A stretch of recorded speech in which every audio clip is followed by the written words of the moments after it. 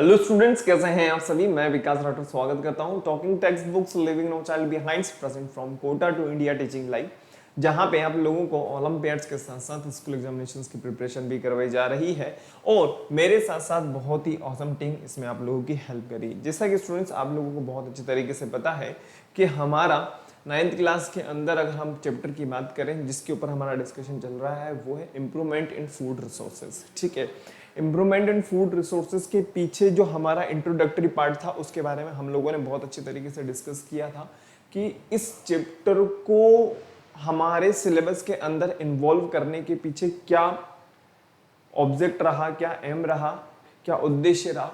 ठीक है, ऐसा नहीं है कि अगर अपन बात करें अगर मैं बात करूं जैसे अगर अपन यहाँ की बात करें तो अगर हम बात करते हैं तो आपको पता होगा यार, पोल्ट्री फार्म की बात करें या हम एक तरीके से एनिमल हस्बेंड्री के बारे में बात करें तो एक थोड़ा सा अजीब सा लगता है, अपन खुद भी अगर एक तरीके से देखें बात करें तो। लेकिन अगर हम डेवलपमेंट कंट्रीज के बारे में देखें, ठीक है, जो ऑलरेडी विकसित हैं, तो वहाँ पे ऐसा नहीं, बहुत एजुकेटेड पर्सन्स भी जो हैं एक तरीके से हम कह सकते हैं कि वो एग्रीकल्चर कर रहे हैं और एक बहुत ही अच्छी और एक बेहतर क्वालिटी का जो प्रोडक्शन हो रहा है वहाँ पे हमें देखने को इजीली मिल सकता है। ओलेरीकल्चर की अपन बात कर सकते हैं, हॉर्टिकल्चर्स की अपन बात कर सकते हैं, एपीकल्चर के बारे में मैं बात कर सकता हूँ। तो ये सभी वहाँ पे कहीं ना कहीं किसी ना किसी रूप में वो लोग कर रहे हैं और ऐसा नहीं है कि सिर्फ और सिर्फ गाँव से जुड़े हुए हैं, जो विलेजर्स हैं, जो फार्मर्स हैं वही कर रहे हैं, नहीं, एजुकेटेड पर्सन भी कर रहे हैं। और एजुकेटेड पर्सन जब इसको करेगा तो ऑब्वियसली सिंपल सी बात है, हम भी इस चीज़ को जानते हैं अच्छे तरीके से कि वो उसकी बात को समझेगा कि इस सोइल को किस चीज़ की रिक्वायरमेंट है, इस जगह पे हम किस तरह की क्रॉप प्रोडक्शन करें जो हमें एक अच्छा रिजल्ट दे सकती है। अगर इनकेस हम बात करें कि अगर मान लीजिए पानी वगैरह नहीं हुआ या पानी ज़्यादा हो गया तो उस केस में क्या किया जाएगा, तो वो सब चीज़ें वहाँ पे इन्वॉल्व होती हैं, सिंपल सी बात है। ठीक है ना, आगे बढ़ते हैं तो आज का स्टार्ट करते हैं, लेकिन उससे पहले आप लोगों को क्या करना है, वीडियो को फटाफट से लाइक करना है, शेयर करना है, चैनल को सब्सक्राइब करना है। सब्सक्राइब करने के बाद में आप लोगों को बेल आइकन को प्रेस कर देना होगा और बेल आइकन को प्रेस करने से क्या होगा, आप लोगों को बहुत अच्छी तरीके से पता है, आपको नेक्स्ट वीडियो की टाइमली नोटिफिकेशन इजीली अवेलेबल हो जाएगी। और किसी भी तरह की कोई क्वेरी है, किसी तरह की कोई समस्या है, कोई दिक्कत आ रही है तो आप मुझे कॉमेंट कर सकते हो। स्टूडेंट्स, जैसा कि आप लोगों को पता है, हम लोगों ने क्रॉप प्रोडक्शन के बारे में ऑलरेडी 8th क्लास में पढ़ा हुआ है, लेकिन उसके बारे में यहाँ पे 9th क्लास की अगर अपन बात करें इंप्रूवमेंट, तो यहाँ पे बात कही गई है तो macro nutrient and micro nutrient के अंदर कही गई है। ठीक है ना, एक तरीके से मैं कह सकता हूं आप लोगों से कि क्रॉप प्रोडक्शन मैनेजमेंट को लेकर के बात कही गई है। ठीक है ना, तो वहां पे हम लोगों ने देखा था कि जो डिफरेंट प्रैक्टिसेस हैं उनको हमें फॉलो करना है। फॉलो करने के बाद में क्या होगा, एक बेहतर और एक जो सिग्निफिकेंट एक तरीके से हम कह सकते हैं जो हमने चाहा, जो हमारे डिजायर है उसके अकॉर्डिंग हम उससे रिजल्ट निकाल सकते हैं। तो स्टार्ट करते हैं, लेकिन उससे पहले आप लोगों को मैं एक चीज बता देना चाहता हूं, वो ये आप लोग बहुत अच्छे तरीके से जानते हैं इसके बारे में, वो ये है बेटा कि आप लोगों को क्या करना है, गूगल प्ले स्टोर पे जाना है। गूगल प्ले स्टोर पे जाने के बाद में आप लोगों को क्या करना होगा, टेलीग्राम को डाउनलोड कर लेना होगा। अब टेलीग्राम को डाउनलोड करने के बाद में आप लोगों को क्या फायदा होने वाला है, वो ये स्टूडेंट्स कि आप इजीली हमारे टेलीग्राम चैनल को ज्वाइन कर जाएंगे और टेलीग्राम चैनल को ज्वाइन करने से आप लोगों को जो फायदा होने वाला है वो ये कि यहाँ पे हमारी टेक्निकल टीम ने जो आप लोगों के लिए स्टडी मटेरियल की मैं बात कर सकता हूँ, इस सैंपल पेपर्स के बारे में मैं बात कर सकता हूँ, डीपीपीस के बारे में मैं बात कर सकता हूँ, नोट्स के बारे में मैं बात कर सकता हूँ, ये आप बहुत इजीली यहाँ से एक्सेस कर सकते हो। ठीक है, सभी क्लासेस के लिए अलग अलग टेलीग्राम चैनल बने हुए हैं। 6th क्लास के लिए अलग पाथ बना है, 7th क्लास के लिए अलग है, 9th क्लास के लिए अलग है। अगर हम बात करें 9th क्लास को लेकर के तो t.me/ttb009 ये हमारा 9th क्लास का पाथ है। जैसे ही आप इसको फॉलो करेंगे, जैसे ही आप इसको अप्लाई करेंगे तो होगा क्या, आप हमारे टेलीग्राम चैनल के साथ में ज्वाइन हो जाएंगे और यहाँ पे जो स्टडी मटेरियल है आप उसको इजीली एक्सेस कर सकते हैं विदाउट एनी कॉस्ट। तो यहाँ पे आपको किसी तरह का कोई भी अमाउंट पे नहीं करना है, एकदम ये आप लोगों के लिए फ्री रहेगा बेटा। ठीक है, एक बार आप लोग देख लीजिए, आपका जो पाथ है वो है t.me/ttb009। तो आगे बढ़ते हैं, और भी जबरदस्त धुआंधार प्रिपरेशन करने के लिए आप लोगों को क्या करना होगा, आप लोगों को सिंपल सा काम करना है, वो ये कि आप लोगों को टॉकिंग टेक्स्ट बुक की वेबसाइट को विजिट करना है, जो कि है www.talkingtextbooks.in। अब जैसे ही आप यहाँ पे आते हैं तो होगा क्या, जैसे ही आप यहाँ पे आते हैं तो आपको आपकी रिलेवेंट क्लास के अकॉर्डिंग देखना होगा, जो कि है 9th क्लास। ठीक है, अब 9th क्लास में हमें क्या क्या मिल रहा है, देखिए अभी अमाउंट की तरफ हमें ध्यान नहीं देना बिल्कुल भी। ठीक है, अमाउंट को लेकर के मैं आप लोगों को आगे क्लियर कर दूं कि अमाउंट को लेकर के आप लोगों को क्या फायदा होने वाला है, बहुत ही प्यारा। ठीक है, जिसमें आप लोगों को क्या क्या मिल रहा है, कॉम्प्रिहेंसिव स्टडी मटेरियल है, लाइव रिकॉर्डेड क्लासेस है, होमवर्क है, क्विजेज हैं, पेरियोडिक टेस्ट पेपर्स, ये सब आप लोगों को यहाँ पे देखने को मिल रहा है। अब जैसे ही आप यहाँ पे आएंगे, क्या आपको सिर्फ और सिर्फ इतना ही मिल रहा है? नहीं भाई नहीं, इसके अलावा अगर मैं बात कहूँ तो यहाँ पे आप लोगों को ओलंपियाड लेवल के जो क्वेश्चंस हैं, आज मैं कुछ क्वेश्चंस यहाँ पे इन्वॉल्व करूंगा जो आप ऑलरेडी 8th क्लास में कहीं ना कहीं देख चुके हो। ठीक है, ओलंपियाड लेवल के क्वेश्चंस की अगर मैं बात कर सकता हूँ। इसके अलावा हम बात करें प्रैक्टिस लेवल के बारे में तो इनके बारे में हम बात करेंगे। इसके अलावा मैं बात करूँ स्कूल लेवल एग्जामिनेशंस के बारे में तो स्कूल लेवल एग्जामिनेशंस भी आप लोगों को यहाँ पे देखने को मिल रहा है। ठीक है, अब जैसे ही बेटा आप बाय नाउ पे क्लिक करेंगे ना तो होगा क्या, आप हमारे प्राइस डिटेल वाले पेज पे आ जाएंगे। प्राइस डिटेल वाले पेज पे आप लोगों के लिए एक बहुत ही शानदार और जबरदस्त ऑफर है, वो है डिस्काउंट। ओके, अब इस डिस्काउंट को, इसका हमें अगर लाभ लेना है तो इस डिस्काउंट को लाभ, इसके डिस्काउंट का लाभ कैसे ले पाएंगे हम? सिंपल सी बात है, अरे भाई यहाँ पे आप लोगों को मेरा कोड यूज करना है जो कि है VR लाइव। ठीक है, जैसे ही आप इसको अप्लाई करते हैं तो होगा क्या, ये जो अमाउंट है, जैसा कि मैंने आप लोगों को बोला था कि इस अमाउंट पे आपको अभी ध्यान नहीं देना है। ठीक है ना, इस अमाउंट पे क्या होगा, आप लोगों को 30% डिस्काउंट मिल जाएगा। कहने का मतलब ये कि 3000 रुपए का आपको डिडक्शन हो जाएगा, डिस्काउंट मिल जाएगा, और जो पेबल अमाउंट रहेगा ना बेटा वो रहेगा ओनली 7000, ओनली 7000। ठीक है, 7000 रुपीज में आप लोगों को ये सब मिल रहा है। जैसे ही आप बाय पैकेज पे क्लिक करते हैं तो होगा क्या, आप हमारे पेमेंट मोड पे आ जाएंगे, पेमेंट मोड वाले पेज पे आ जाओगे और यहाँ से 7000 रुपए आप अपनी सुविधा अनुसार, चाहे क्रेडिट कार्ड से करें, चाहे आप डेबिट कार्ड से करें, चाहे आप नेट बैंकिंग से करें, आप अपनी सुविधा अनुसार जिसमें आपको सहूलियत लगे, जिसमें आपको सही लगे, उस हिसाब से आप अपना पेमेंट कर सकते हो। अब जो मैं आप लोगों को बात बताना चाहता हूं वो ये कि अगर किसी तरीके की क्वेरी हो, किसी तरीके की कोई समस्या आ रही हो, कोई भी दिक्कत आ रही हो, कोई क्वेश्चन आप लोगों को करना है तो उसके लिए आप लोगों को क्या करना है, अपना मोबाइल उठा लेना है। मोबाइल उठाने के बाद में जो नंबर आपको डायल करने हैं वो है 9549041111 और कॉल करके आपकी जो भी समस्या है, जो भी दिक्कत है, जो भी प्रॉब्लम चल रही है उसको आपको पूछ लेना है और पूछने के बाद में आपकी समस्या का समाधान हो जाएगा। एक बहुत ही अच्छी शुरुआत जो टॉकिंग टेक्स्ट बुक ने आप लोगों के लिए की है वो है आप लोगों के लिए टेस्ट सीरीज। अब देखिए टेस्ट सीरीज से होगा क्या, टेस्ट सीरीज से ये होगा कि आप कहां पे स्टैंड कर रहे हो, आपकी जो स्टडी चल रही है वो कितनी सार्थक है, हम कितनी हमारी स्टडी को डीपली नॉलेज ले रहे हैं, वो आप लोगों को यहां से गेन होगा। तो आप लोगों को क्या करना है, same as it is path follow करना है। एक बार आप लोग देख लीजिए, फिर उसके बाद हम लोग आगे बढ़ते हैं। ठीक है,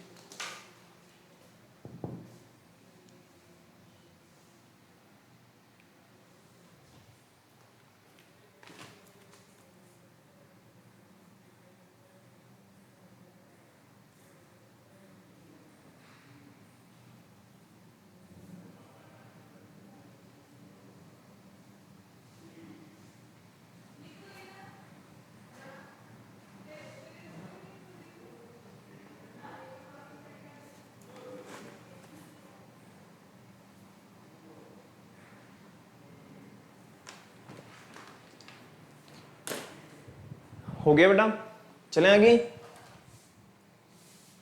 चलिए आगे बढ़ते हैं नेक्स्ट। जैसा कि मैंने आप लोगों को बताया हुआ है, देखिए हम लोगों ने अभी तक जो समझा है, जो देखा है क्रॉप प्रोडक्शन के अंदर, या हम एक तरीके से कहें कि इंप्रूवमेंट फूड रिसोर्सेज के अंदर, तो हम लोगों ने ये समझा कि यार जब स्टार्टिंग फेज थी तब हम लोग किस तरीके से क्रॉप प्रोडक्शन कर रहे थे, फिर धीरे धीरे इसमें रिवोल्यूशन हुआ।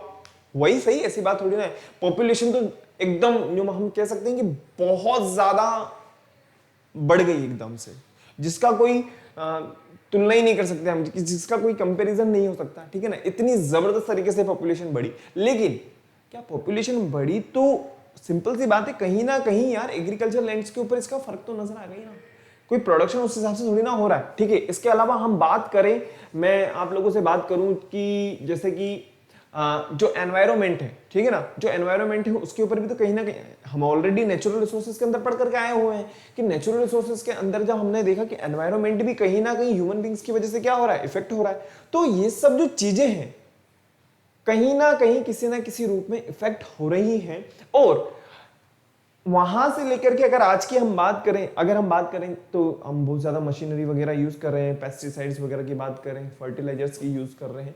लेकिन आज के टाइम पे जैसा मैंने आप लोगों को पहले भी ऑलरेडी बताया हुआ है कि अब जिस तरीके से फर्टिलाइजर्स कंपनियां जो हैं वो क्या कर रही हैं, वो एक तरीके से हम कह सकते हैं कि इकोसिस्टम बना रहे, ठीक है, वो ज्यादा इम्बैलेंस ना हो। देखो केमिकल कहीं ना कहीं, इतना तो हम भी जानते हैं, कहीं ना कहीं वो क्या करता है, हमारी नेचर को डिस्ट्रॉय तो करता ही करता है, लेकिन उसका इफेक्ट कम हो इस तरीके से यूज करने के लिए कंपनीज जो हैं वो इस तरीके से प्रोडक्ट बना रही हैं। आगे बढ़ते हैं, जैसा कि आप लोगों को पता है क्या करना है हमें, cardinal promise, I promise listen to the complete lecture and make proper notes of it so that I can become a smart student. I promise, I promise, I promise, I promise to listen to the complete lecture and make proper notes of it so that I can become a smart student. फटाफट इसको करिए, एक minute में पानी P लेता हूं। हो गया?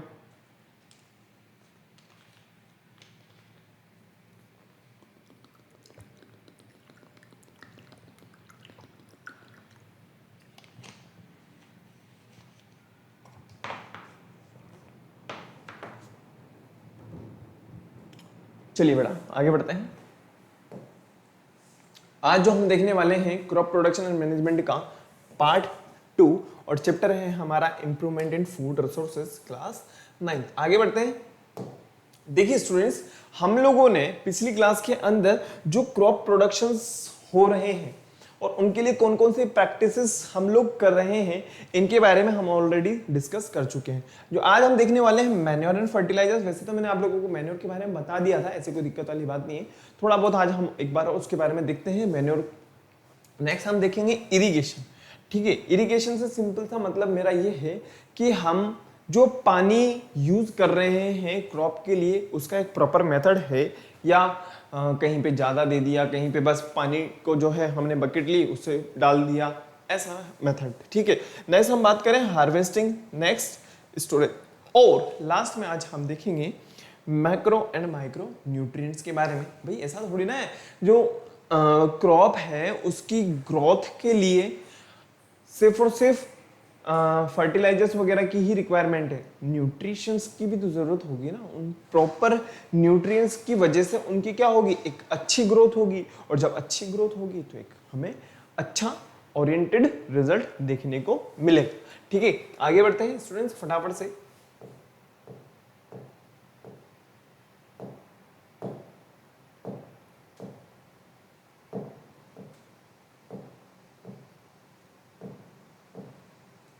आ जाइए यहाँ पे।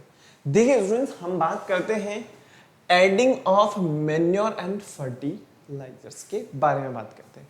देखो मैन्योर की अगर हम बात करें, ये कंप्लीटली ऑर्गेनिक मटेरियल्स होते हैं, ठीक है ना।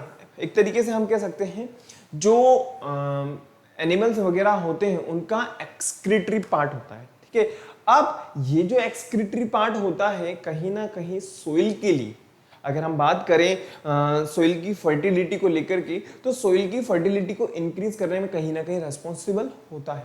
और ऐसी बात नहीं है कि आज के टाइम पे ये चीजें बिक नहीं रही हैं, बिल्कुल बिक रही हैं, ठीक है ना। और धीरे धीरे, लेकिन मैन्योर के साथ में सबसे बड़ी प्रॉब्लम ये है, हालांकि कॉस्टली इतना है नहीं, लेकिन फिर भी अगर अपन बात कहें तो जो इनकी क्वांटिटी होती है ना, क्वांटिटी की अगर अपन बात करें तो क्वांटिटी इनमें ज्यादा लगती है। और अगर हम बात करें क्वालिटी के मामले में, देखो सोइल की फर्टिलिटी तो इंक्रीज हो रही है, लेकिन उसका जो अमाउंट है वो बहुत ज्यादा यूज करना पड़ रहा है। सिंपल सी बात ये है। अगर हम वही बात करें फर्टिलाइजर्स के बारे में, तो फर्टिलाइजर्स कंपेरेटिवली बहुत कम है, बहुत ही ज्यादा कम, बहुत ही कम यूज करना पड़ेगा आपको। और अनएक्सपेक्टेड जो रिजल्ट की अपन कह सकते हैं, कहने का मतलब एक्स्ट्रा ऑर्डिनरी, ठीक है ना, वो रिजल्ट हमें यहां पे देखने को मिलेगा। क्योंकि देखो फुली केमिकल है ना, और केमिकल क्या करेंगे, हम लोगों ने केमिस्ट्री पढ़ी हुई है, वो क्या करते हैं, किसी भी रिएक्शन को करने के लिए वो क्या करते हैं, मजबूर कर देंगे, और जब मजबूर हो जाएगा तो एक रिजल्ट हमें तो देखने को मिलेगा ही मिलेगा। लेकिन अगर मैं बात करूं इकोसिस्टम को लेकर के, हमारे नेचर को लेकर के, तो कहीं ना कहीं ये हमारे नेचर के लिए हार्मफुल होते हैं। वही चीज यहां पे हम देखते हैं, द सोइल में not have the right nutrients to efficiently sustain plants growth, hence the manure and the fertilizers are added to the soil। हमें क्या ऐड करना पड़ेगा, मैन्योर को और फर्टिलाइजर्स को ऐड करना पड़ेगा, ताकि सोइल की फर्टिलिटी इंक्रीज हो सके, और हम जो क्रॉप कर रहे हैं ना, उस क्रॉप को क्या किया जा सके, उसकी ग्रोथ की जा सके, और जब हमें रिजल्ट देखना हो तो उसका रिजल्ट हमें बहुत अच्छा मिले। वही चीज यहां पे हम बात करते हैं दोबारा, fertilisers sorry manure is prepared by the using of decomposing. मैंने आप लोगों को ऑलरेडी क्लियर किया हुआ है। फर्टिलाइजर्स की अगर अपन बात करें तो केमिकल जो फैक्ट्रीज वगैरह होती हैं वहां पे इसको प्रिपेयर किया जाता है। They gives faster result than the manure. अगर हम फर्टिलाइजर्स के बारे में बात करें, मैन्योर की कंपेयर करते हैं, तो फर्टिलाइजर्स की कंपेरिजन में मैन्योर के कंपैरिजन में अगर अपन बात करें फर्टिलाइजर के बारे में, तो फर्टिलाइजर हमें जो है बहुत तेजी से रिजल्ट देखने को मिलेगा। However when excessively use they turn soil infertility. अगर हम ज्यादा ही मात्रा में यूज कर रहे हैं ना, तो ये जो सोइल आपको नजर आ रही है ना, ये एक दिन क्या हो जाएगी, इनफर्टाइल हो जाएगी। कहने का मतलब ये बंजर हमें देखने को मिलेगी। एक दिन ऐसा आ जाएगा, ये अपनी मर्जी से कुछ नहीं उगा पाएगी, और एक टाइम ऐसा आएगा कि इस पर अपन कुछ उगा ही नहीं पाएंगे। एक बार आप लोग देख लीजिए, फिर उसके बाद में हम लोग आगे बढ़ते हैं, ठीक है।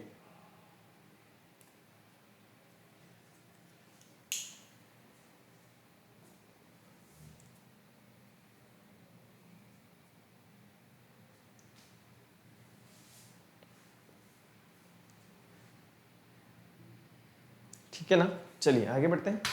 नाउ हम बात करें एडवांटेज ऑफ मैन्योर्स के बारे में। देखिए, अगर इनके कॉस्ट के बारे में हम बात करें, मैंने आपको बताया है भाई, एनिमल्स का एक्सक्रीट है एक तरीके से, है ना, तो लेस अमाउंट में रहेगा। नेक्स्ट हम बात करें, it increase organic matter in the soil. Next हम बात करें, it reduce soil erosion. Soil erosion को रिड्यूस करते हैं। नेक्स्ट हम बात करें, जो सोइल की कैपेसिटी है वाटर होल्डिंग की, उसको क्या करेंगे, इंक्रीज करेंगे। और अगर हम बात करें इको फ्रेंडली के बारे में, देखिए सोइल के अंदर बहुत से माइक्रो ऑर्गेनिज्म ऐसे होते हैं जो क्रॉप की ग्रोथ के लिए रेस्पॉन्सिबल होते हैं। किसके लिए रेस्पॉन्सिबल होते हैं, क्रॉप की ग्रोथ के लिए रेस्पॉन्सिबल होते हैं। अब वो क्रॉप की ग्रोथ के लिए रेस्पॉन्सिबल है, तो हमने क्या यूज किया है, ऑर्गेनिक मैटर। अब ऑर्गेनिक मैटर है तो वो किसी भी तरह का कोई हार्म पहुंचाएंगे नहीं ना उनको, ठीक है। लेकिन वही हम बात करें अदर हैंड, अगर अपन बात करें फर्टिलाइजर्स के बारे में, तो वो तो केमिकल है, ठीक है। और वो क्या करेंगे, पहले तो उन्होंने सोइल को तो बर्बाद कर ही दिया। हाँ, हम मान सकते हैं कि कुछ टाइम के लिए, कुछ समय के लिए हमें एक अच्छा और अनएक्सपेक्टेड रिजल्ट देखने को मिले, लेकिन क्या ये हम कंटिन्यूअसली अगर यूज करें तो हमारी सोइल तो एक दिन बंजर हो जाएगी, खराब हो जाएगी, वो जमीन हमारे किसी भी काम की नहीं रहेगी, ठीक है। अगर हम बात करें किसी के बारे में, तो वो अगर मान लीजिए स्टार्टिंग से यूज करता आ रहा है, तो वो तो फिर दिक्कत आने जाएगी एक दिन, ठीक है ना। आगे बढ़ते हैं। Next, it improves the texture of the soil. जब सब कुछ ऑर्गेनिक है तो क्या करेगा भाई, सोइल की जो फर्टिलिटी है उसको इंक्रीज करेंगे। डिसएडवांटेज पे भी अपन बात करते हैं, ऐसी बात नहीं है कि क्या डिसएडवांटेज होंगे। Manure are bulky and not easy to absorbed, ठीक है, बहुत ज्यादा अमाउंट में जो है हमें यूज करना पड़ेगा। नेक्स्ट हम बात करें, they have low amount of nutrients. इनके बात में क्या होता है, लो अमाउंट में न्यूट्रिएंट्स प्रेजेंट होते हैं। एज इट इज को एक बार देखिए, फिर उसके बाद में आगे बढ़ते हैं।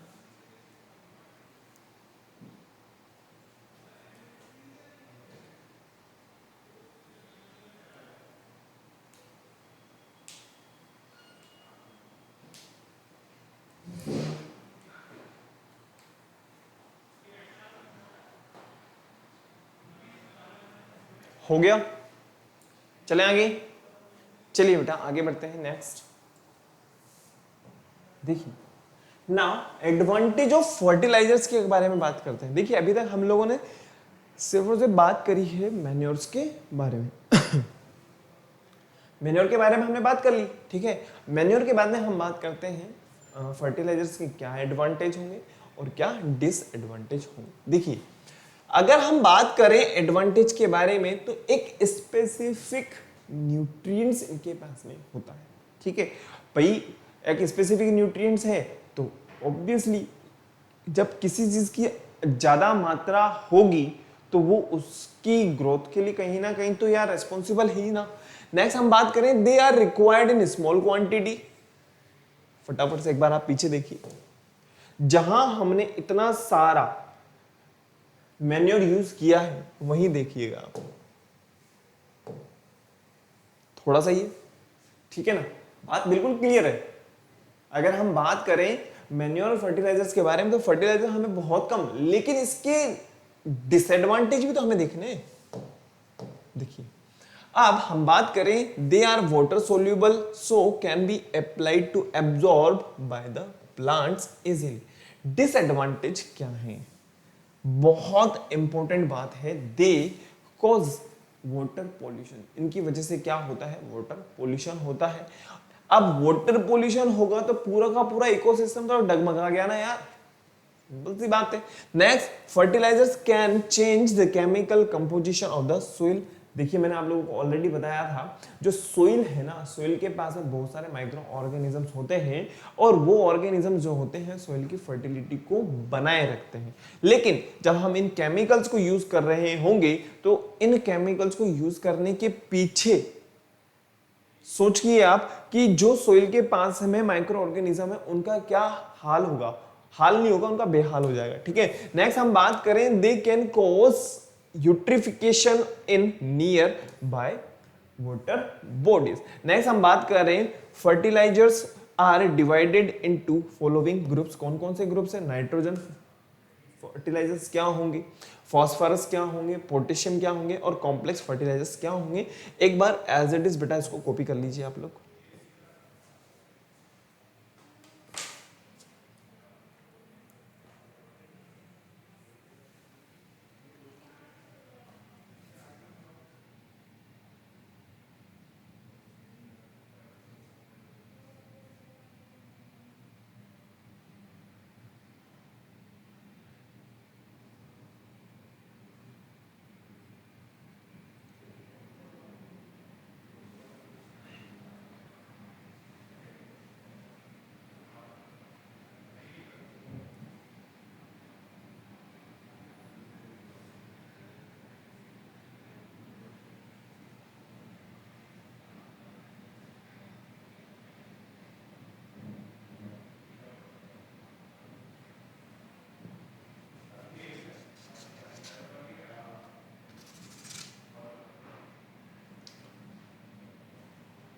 चले आगे,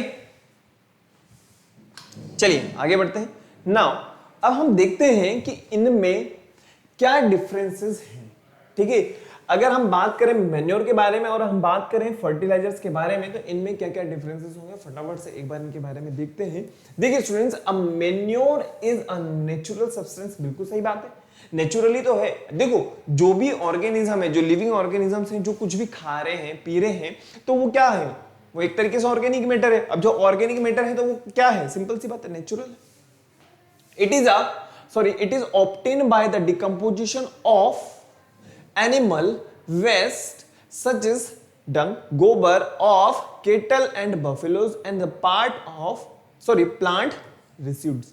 मतलब कहने का मतलब ये है कि हम एक तरीके से कह सकते हैं जो एनिमल्स का एक्सक्रीटरी पार्ट होता है। आज के टाइम पे अगर मैं आप लोगों को बात बताऊं तो अब जब हम एनिमल हस्बेंड्री में आएंगे तो एनिमल हस्बेंड्री के अंदर हम देखेंगे कि पोल्ट्री फार्म्स वगैरह जो होते हैं वहां से जो एक्सक्रीटरी होता है वो भी कहीं ना कहीं यूज किया जा रहा है, ठीक है।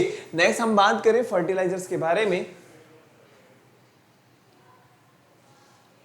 फर्टिलाइजर्स के बारे में। A fertilizer is a human made substance. It is an inorganic salt और ऑर्गेनिक कंपाउंड। भाई जो फैक्ट्री वगैरह में ह्यूमन मेड है तो केमिकल तो होंगी। नेक्स्ट हम बात करते हैं, अ manure contain a small amount of essential plant nutrients such as nitrogen, phosphorus and potassium.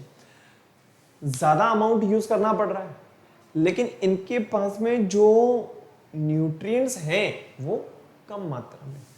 Fertilisers की अगर अपन बात करें, थोड़ा सा ही हम लोगों को यूज करना है, लेकिन ज्यादा मात्रा में है। नेक्स्ट थर्ड नंबर पे अपन बात करें, a manure adds a great amount of organic matter. अगर हम मैन्योर ही यूज कर रहे हैं ना, तो सिंपल सी बात ये मान के चलिए, तय बात है कि हमारी जो सॉइल की फर्टिलिटी वो तो इंक्रीज है, इंक्रीज होनी तय, लेकिन फर्टिलिटी इंक्रीज हो जाएगी तो इसका मतलब ये थोड़ा ना कि वो प्रोडक्शन हमें उसके अकॉर्डिंग दे देगी, क्योंकि देखो हर प्लांट को एक स्पेसिफिक न्यूट्रिएंट्स की रिक्वायरमेंट है ना।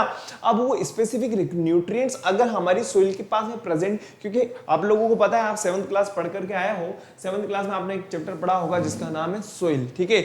और हर सोइल की एक अलग कंपोजिशन होता है, ठीक है। किसी के पास में कोई अलग न्यूट्रिएंट्स होते हैं, किसी के पास में कुछ अलग न्यूट्रिएंट्स होते हैं। अब fertiliser does not add any humus to the soil. Next हम बात करें फोर्थ में, nutrients present in the manure are absorbed slowly by the crop plants since manure is not soluble in water. Next, nutrients exist locked inside the organic compound of humus. अगर हम बात करें वहीं पे fertilizers के बारे में, water fertilizers are readily absorbed by the crop plant. A manure does not nutrient specific and it tends to remove the general deficiency from the soil. Next हम बात करें फर्टिलाइजर्स के बारे में, इन द स्पेसिफिक न्यूट्रिएंट्स होते हैं और जो क्या करते हैं, एक स्पेसिफिक न्यूट्रिएंट्स ही प्रोवाइड करते हैं। मैंने आप लोगों को जस्ट अभी थोड़ी देर पहले बताया है, नाइट्रोजन, फास्फोरस, पोटेशियम, ठीक है।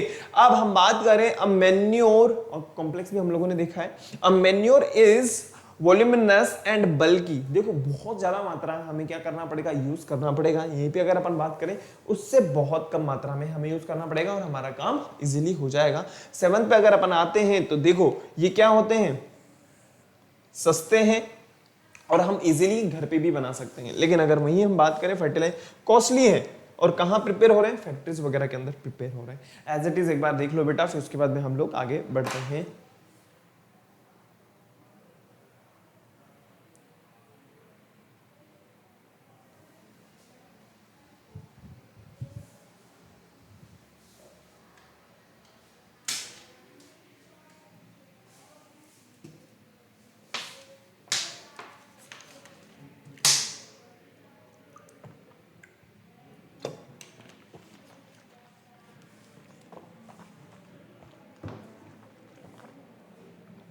हो गया, लिख लीजिए फटाफट से। चलिए आगे बढ़े, चलिए आगे बढ़ते हैं। Now irrigations.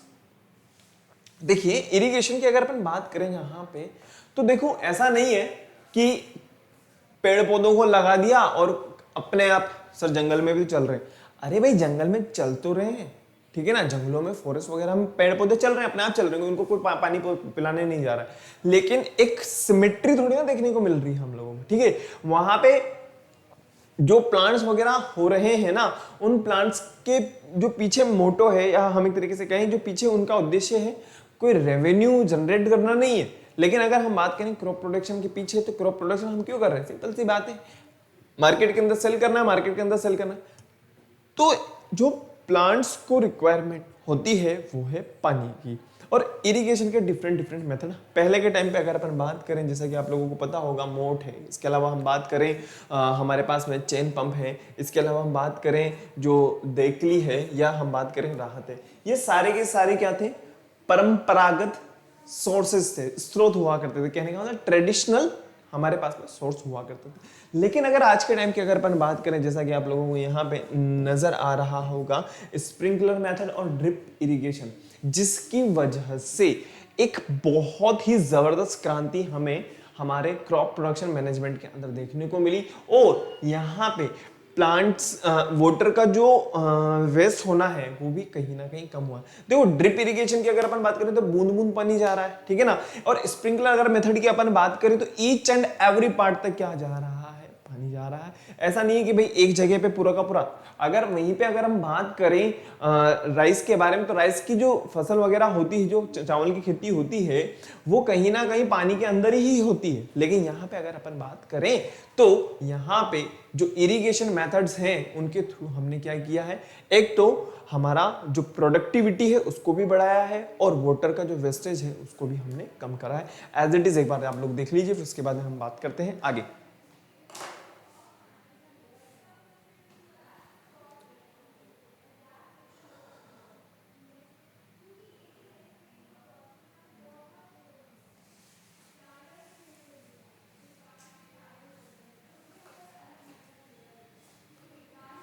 The modern techniques of irrigation include the sprinkler system and the drip irrigation.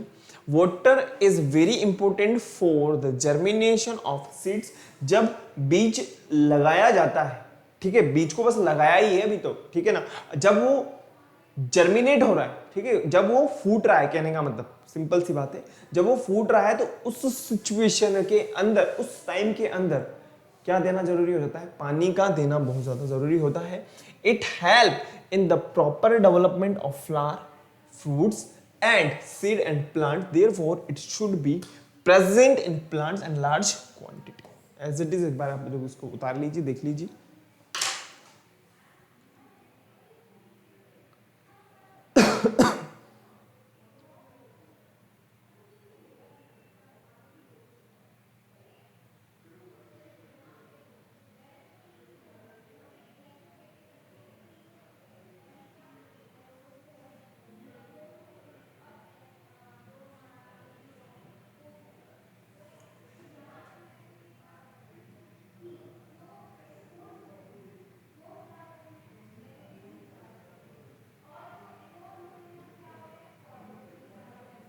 ठीक है, लिख लिया।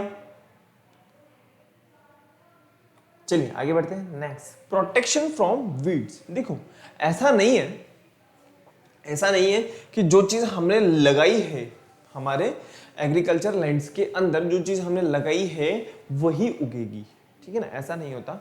उसके साथ में कुछ खरपतवार जिसे कहा जाता है, वीडीसाइड्स जिन्हें कहा जाता है, ठीक है ना, वीड्स जिन्हें कहा जाता है, या हम एक तरीके से उसके जो एक और वाइल्ड प्लांट्स के नाम से भी जाना जाता है, ठीक है ना, वाइल्ड प्लांट्स के नाम से भी जाना जाता है। और वो क्या करते हैं, हमारी जो क्रॉप है ना, उस क्रॉप को कहीं ना कहीं क्या करते हैं, नुकसान पहुंचा रहे हैं, ठीक है, उनको क्या कर रहे हैं, नुकसान पहुंचाने का काम कर रहे हैं। तो इस वजह से क्या किया जाता है, वीडीसाइड्स का यूज किया जाता है। या कई बार आप लोगों ने देखा होगा कि जो मैन्युअली भी इनको क्या किया जाता है, रिमूव करना जरूरी होता है, क्योंकि हम जो क्रॉप कर रहे हैं, ठीक है, उस क्रॉप का प्रोटेक्शन होना बहुत ज्यादा जरूरी है। अदरवाइज क्या होगा, जो अदर प्लांट्स हैं वो क्या करेंगे, हमारी जो प्रॉपर क्रॉप है उसको नुकसान पहुंचाना स्टार्ट कर देंगे। प्रोटेक्शन फ्रॉम वीड की अगर अपन बात करें, जो अनडिजायरेबल प्लांट्स हैं that grow along with the crop, जैसा कि मैंने आप लोगों को बताया है, जो हमारे साथ में उग रहे हैं। एक मिनट रुकिएगा बेटा, ठीक है।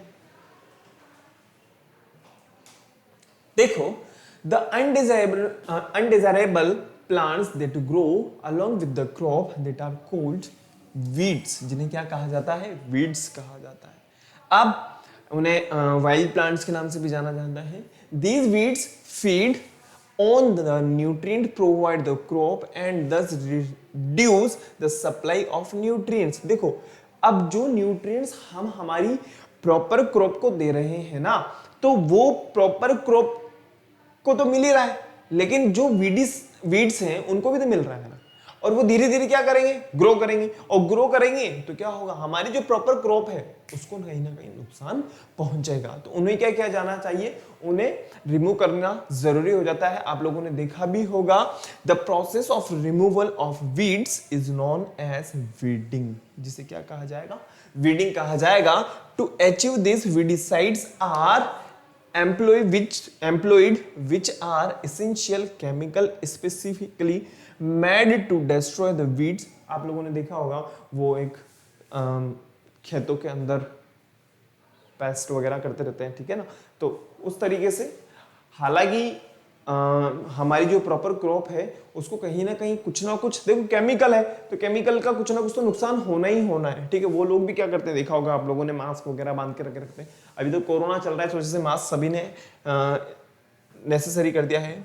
They are usually spread before seeding and flowering. As it is copy कर लो, उसके बाद में आगे बढ़ते हैं हम लोग। हो गया।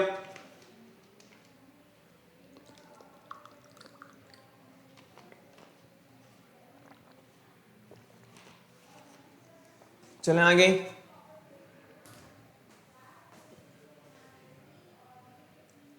चलिए बेटा।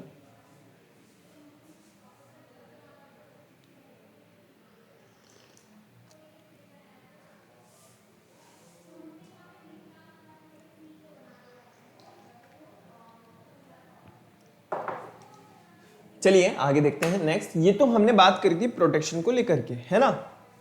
देखो अब हम बात करते हैं हार्वेस्टिंग। क्या हम लोगों ने जब हमारी क्रॉप है उसको लगाने के बाद में जब बहुत अच्छी तरीके से फल गई है, कंप्लीट हो चुकी, तो उसको क्या करना जरूरी है, harvesting. When the crop mature, जब वो पूरी की पूरी कंप्लीट हो चुकी, मैच्योर हो चुकी है, अब उसको कुछ नहीं करना, बस काटना पीटने वाला काम है। अब इसको क्या करना है, काट देना है। This process is known as harvesting. अब ऐसा तो है ही नहीं कि भाई उसको काट करके आप जो खेतों के अंदर ही रखोगे, है ना, ऐसा तो करोगे नहीं। उसको क्या करना जरूरी हो जाएगा, उसका स्टोरेज करना जरूरी हो जाएगा। स्टोर करने के लिए आप चाहें तो वेयर हाउसेस वगैरह बने हुए हैं, उनका यूज कर सकते हो।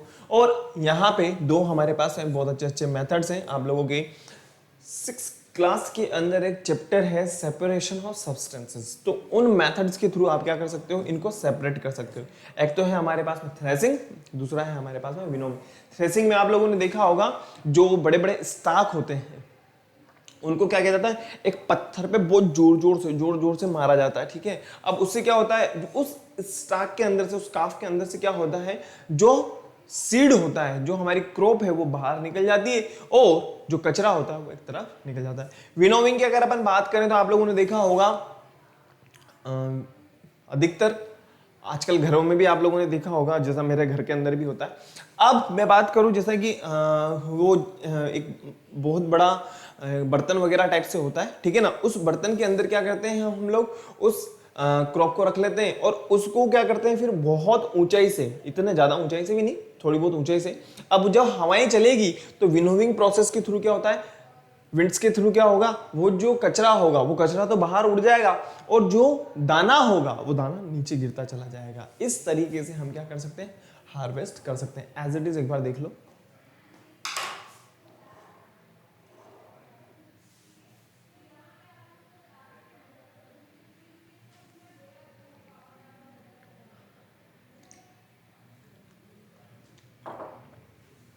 क्लियर है।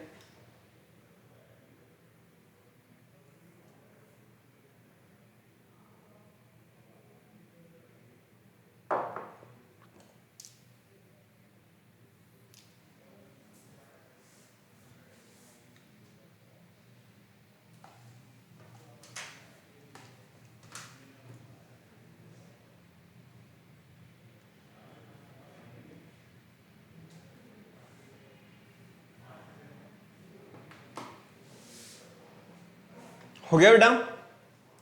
चलिए आगे बढ़ते हैं नेक्स्ट। अब जैसा कि मैंने आप लोगों को बताया है कि उसको क्या करना पड़ेगा, जो हमने हार्वेस्ट किया हुआ है उसको क्या करना है, स्टोर करना है। या स्टोर नहीं कर सकते तो हम क्या करेंगे, उसको सेल कर देंगे। जहां पे सेल करेंगे वो भी कहीं ना कहीं उसको स्टोर ही करेंगे, ठीक है। एज इट इज इसको देख लीजिए।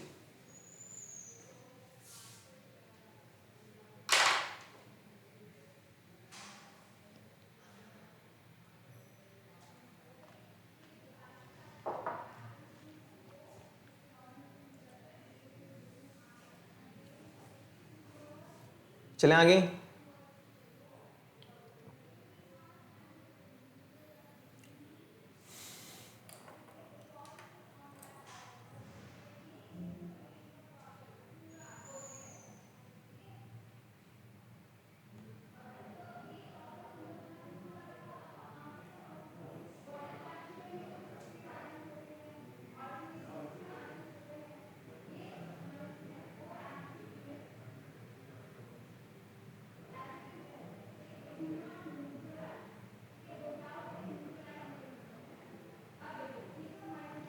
चलिए आगे बढ़ते हैं नेक्स्ट स्टोरेज के बाद में हम बात करते हैं क्रॉप प्रोडक्शन मैनेजमेंट के बारे में। वैसे तो मैंने आप लोगों को बहुत कुछ बता दिया है, बहुत सारी चीजें हम लोगों ने देख ली है, लेकिन हमारे सिलेबस के अंदर हैं। तो अगर हम बात करें कि किस किस तरीके से किया जा सकता है, देखो क्रॉप प्रोडक्शन मैनेजमेंट का सिंपल सा मैंने आप लोगों को लॉजिक बताया हुआ है कि हमें क्या करना है। हमें सिंपल सी बात है कि हमें इस तरीके से एक सीड तैयार करना है जिसकी प्रोडक्टिविटी बहुत बढ़िया हो और रजिस्टिविटी की अगर अपन बात करें वो भी शानदार होनी चाहिए। ऐसा नहीं कि बहुत जल्दी कीड़ा लग जाए, बहुत जल्दी सड़ जाए, बहुत जल्दी गलत हो जाए, खराब हो जाए, ऐसा हमें नहीं करना है। तो क्रॉप प्रोडक्शन मैनेजमेंट के पीछे एक तो ये उद्देश्य है। नेक्स्ट हम बात करें न्यूट्रिएंट्स मैनेजमेंट के बारे में। तो देखिए ऐसा नहीं है कि हमारी क्रॉप के ग्रोथ के लिए न्यूट्रिएंट्स की रिक्वायरमेंट नहीं होती है।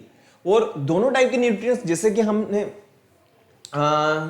न्यूट्रिशन वाले चैप्टर के अंदर भी देखा है आप लोगों ने, मैक्रोन्यूट्रिएंट एंड माइक्रोन्यूट्रिएंट। आगे हम इसके बारे में डिस्कस करेंगे कि मैक्रोन्यूट्रिएंट क्या होंगे, माइक्रोन्यूट्रिएंट क्या होंगे। इरिगेशन मेथड्स की अगर अपन बात करें तो इरिगेशन आप लोगों को बहुत अच्छी तरीके से पता है। बिना इरिगेशन के देखिए प्लांट अपना जो फूड बना रहे हैं ना, उसके पीछे जो रीजन है, प्लांट्स जो अपना फूड बना रहे हैं उसके पीछे जो रीजन है वो है फोटोसिंथेसिस प्रोसेस। अब फोटोसिंथेसिस प्रोसेस जो हो रही है उसका सबसे मेन एक तरीके से हम कहें कि जो रॉ मटेरियल मिलेगा, जो प्लांट्स को पानी मिलेगा फोटोसिंथेसिस के लिए, वो इरिगेशन ही तो करवाएगा। नेक्स्ट हम बात करें क्रॉप पैटर्न।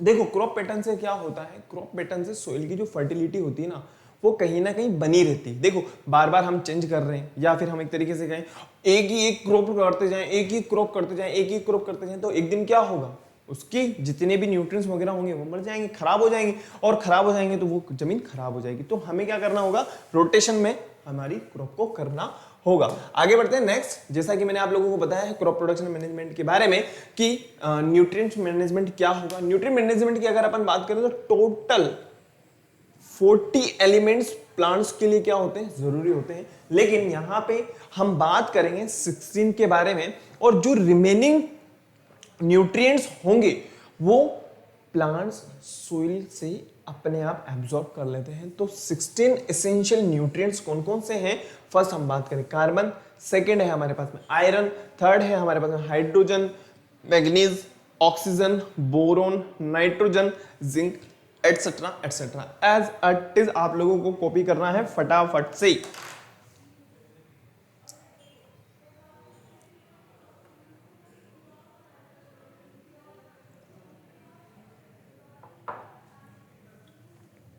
ठीक है, नो प्रॉब्लम।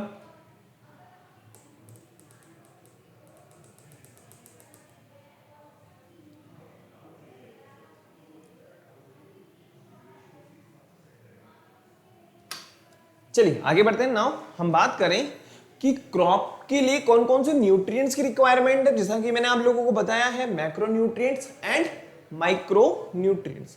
मैक्रोन्यूट्रिएंट्स की अगर अपन बात करें तो कार्बन है, जिसका हम लोगों ने देखा है, हाइड्रोजन है, ऑक्सीजन है, नाइट्रोजन है हमारे पास में, फॉस्फोरस है, पोटेशियम की अपन बात कर सकते हैं, कैल्शियम की हम बात कर सकते हैं, मैग्नीशियम की हम बात कर सकते हैं, और सल्फर की हम बात कर सकते हैं। और माइक्रोन्यूट्रिएंट्स की अगर अपन बात करें तो माइक्रो आयरन है, मैग्नीज है, कॉपर है, जिंक है, बोरोन है, और हम बात करें क्लोरीन के बारे में, ये सब किसके अंदर काउंट किए जाएंगे, माइक्रो न्यूट्रिएंट्स के अंदर, और इन्हें किसके अंदर काउंट किया जाएगा, मैक्रो न्यूट्रिएंट्स के अंदर। मैक्रो और माइक्रो न्यूट्रिएंट्स आप लोगों को लिखना है, इस जरूरी है, फटाफट से एज इट इज को कॉपी कर लीजिए, ठीक है।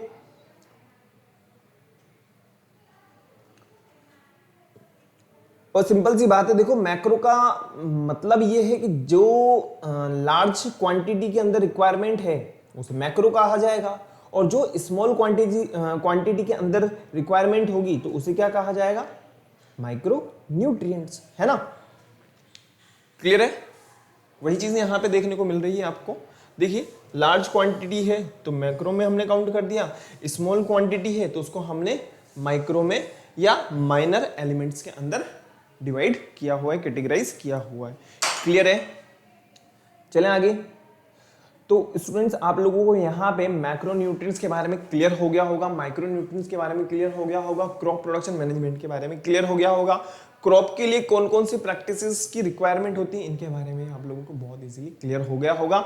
नेक्स्ट क्लास के अंदर हम जो हैं आप लोगों के सामने बहुत सारे क्वेश्चंस हैं, इन क्वेश्चंस के बारे में हम लोग डिस्कस करने वाले हैं। तो आप लोगों को क्या करना है, यहां तक का एक बार रिवीजन कर लेना है, ठीक है। मिलते हैं नेक्स्ट क्लास में, लेकिन उससे पहले आप लोगों को क्या करना है, वीडियो को लाइक करना है, शेयर करना है, चैनल को सब्सक्राइब कर देना है और सब्सक्राइब करने के बाद में बेल आइकन को प्रेस कर देना है। और किसी भी तरह की कोई क्वेरी है, किसी तरह की कोई दिक्कत है, कोई कमेंट है, तो आप मुझे कर सकते हो, अपन उसके ऊपर जरूर डिस्कस करेंगे। ओके, मिलते हैं नेक्स्ट क्लास में। Thank you, bye.